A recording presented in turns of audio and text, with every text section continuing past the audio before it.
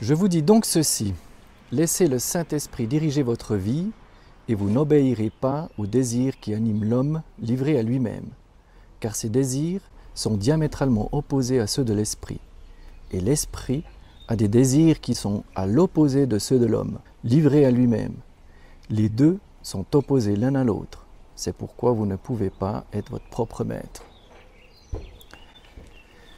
Ça fait quelque temps que je suis maintenant orienté dans mes lectures de la Bible sur des passages où l'esprit a son importance pour moi et à quel point je lui laisse de la place dans ma vie.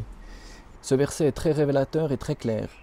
Si je remplace mes pensées néfastes par celles du Saint-Esprit ou que je cherche à être en communion avec lui, je suis beaucoup plus en paix. Et c'est souvent un combat entre ma chair et l'esprit.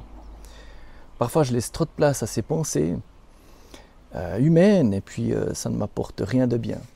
J'ai un exemple très concret. Au mois de mars dernier, donc c'était en 2022, je suis parti en Ukraine pour faire un convoi de 8 fourgons où il était prévu d'amener du matériel et de revenir avec une vingtaine de personnes.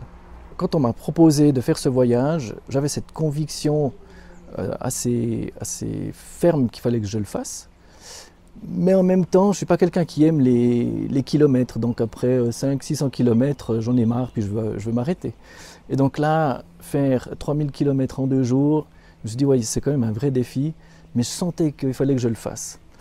Donc une fois, après avoir consulté ma famille et puis validé ma participation, j'ai dit à Dieu, ok, on va le faire, mais tous les deux.